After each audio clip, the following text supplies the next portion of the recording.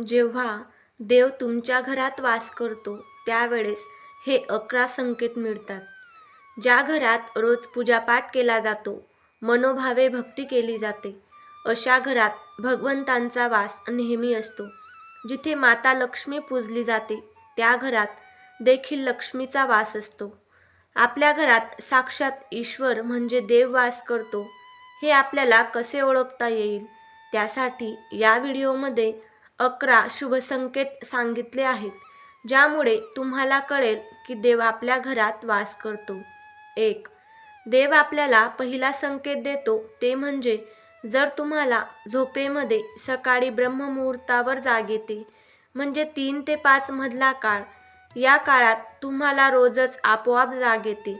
ब्रह्ममुहूर्तामध्ये मंदिराचे स्वप्न पडतात किंवा स्वप्नामध्ये मंदिर दिसतात, जिथे तुम्ही पूजा करत आहात, मंत्र जपत आहात असे तुम्हाला जाणवते.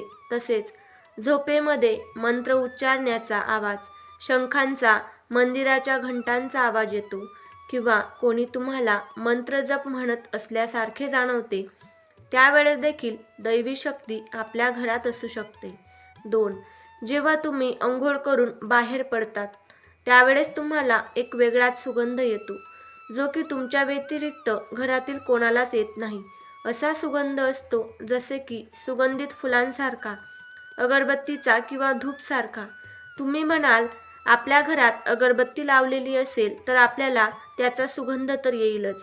हा सुगंध अशा वेळेस येतो ज्यावेळेस तुम्ही घरात धूप, अगरबत्ती लावलेली नसेल किंवा कुठल्याही सुगंधित वस्तू आणलेल्या नसतील, तरी देखील वास येत असेल तर हा देव आपल्याजवळ असल्याचा एक संकेत असतो. हाच सुगंध तुम्हाला मंदिराच्या आवारात देखील येऊ शकतो, पण त्यावेळेस इतर कुठलेही सुगंधित वस्तू लावलेल्या नसतील तरी देखील तुम्हाला येत असेल तर. 3.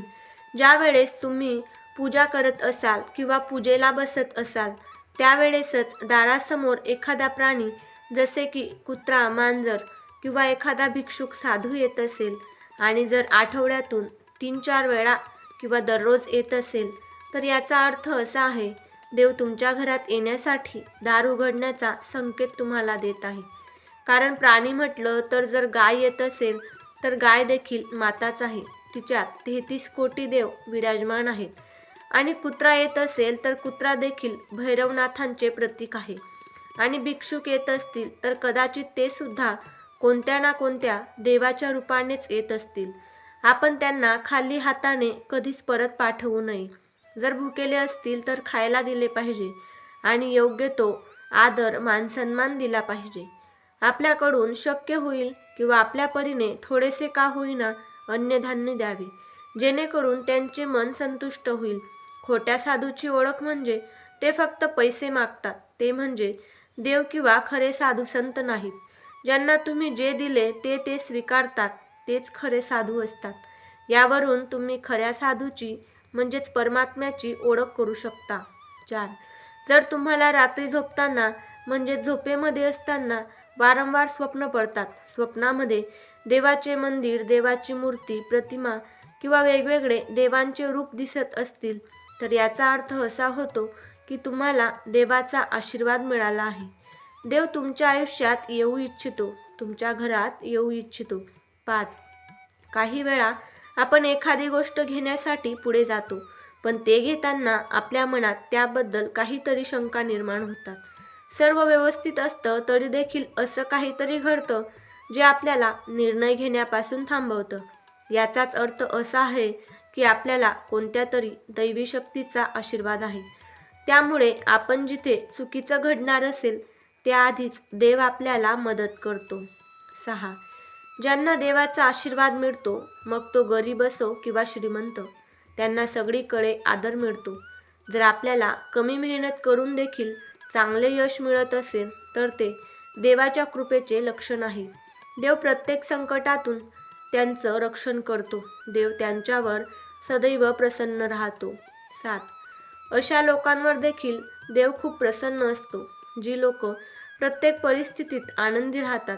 त्यांच्या आयुष्यात कितीही दुःख आलं तरी देखील ते नेहमी आनंदी राहतात, कोणत्याही समस्येला घाबरत नाहीत आणि कोणत्याही आयुष्यात येणाऱ्या संकटांवर सहजपणे मात करतात. 8. आपल्या हिंदू धर्मामध्ये घुबडला खूप महत्त्वाचा दर्जा दिला जातो, कारण घुबड हे देवी लक्ष्मीचे वाहन मानले जाते. त्यामुळे कुठेतरी नेहमी घुबड दिसल्यास ते देखील शुभचिन्ह मानले जाते. 9. जर आपल्या खाण्यापिण्याच्या सवयींमध्ये बदल होऊ लागले, म्हणजे जिथे देवी लक्ष्मी येते त्या घरातील लोकांच्या खाण्यापिण्याच्या सवयी अचानकच बदलू लागतात. असे म्हणतात की अशा घरातील लोक नशा आणि मांसाहारापासून दूर राहू लागतात. 10.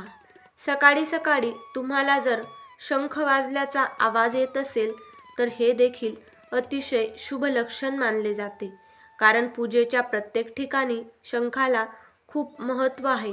उठल्यानंतर शंखाचा आवाज ऐकणे हे आपल्या घरात माता लक्ष्मी येण्याचे दर्शवते. 11. घराच्या मुख्य प्रवेशद्वाराभोवती पक्ष्यांनी घरटी बनवलेली असतील तर ते खूप शुभ लक्षण आहे.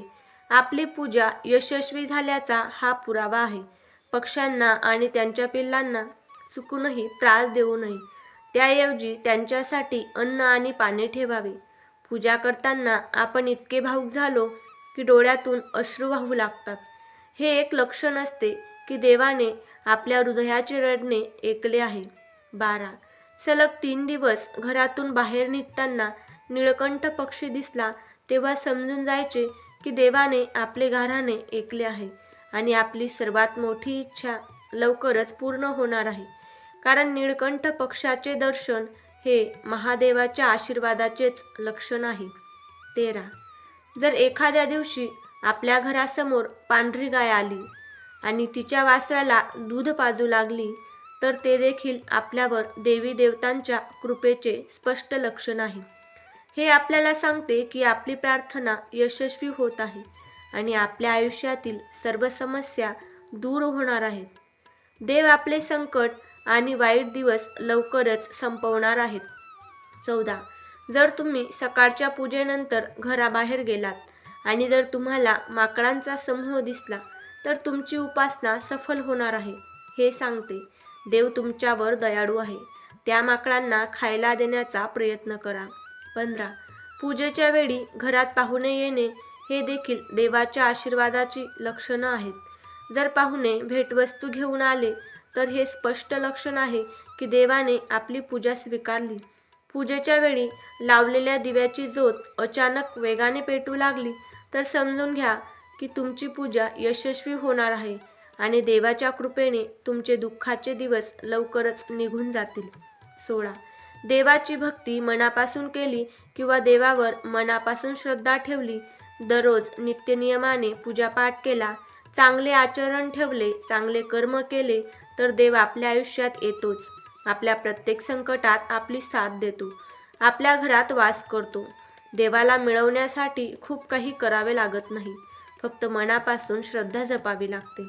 आपण आपलं सर्वस्व देवाला दिलं तर देव देखील दयाळू भावनेने आपल्यासाठी धावून येतोच. 17. काही वेळेस आपल्या स्वप्नामध्ये कुंकू लावलेली स्त्री दिसली किंवा देवींसारखे पायावर कुंकू लावलेली, सजलेली, अगदी देवीसारखेच रूप असणारी स्त्री दिसली तर समजून घ्यावे की कुठलीही देवी, मग ती तुमची कुळदेवता असो किंवा आई सप्तशृंगी, आपल्या आयुष्यात येऊ इच्छिते. तुम्ही जर त्या गोष्टीचे विधिवत निरसन केले तर कळते की देवीची आपल्या डोक्यावर छाया आहे. असे काही वाटल्यास त्या दिवसापासून देवीची भक्ती करावी. यामुळे देवी आपल्या आयुष्यात काहीच वाईट होऊ देत नाही. आशा आहे हा व्हिडिओ तुम्हाला महत्त्वपूर्ण वाटला असेल. देव आपल्या आयुष्यात किंवा आपल्या घरात येऊ इच्छितो यासाठीची ही लक्षणे आवडली असतील तर व्हिडिओला लाईक करा, जास्तीत जास्त शेअर करा आणि असेच नवनवीन व्हिडिओ पाहण्यासाठी चॅनलला देखील नक्की सबस्क्राईब करा. व्हिडिओ शेवटपर्यंत पाहिल्याबद्दल तुम्हा सर्वांचे मनापासून खूप खूप धन्यवाद. श्री स्वामी समर्थ.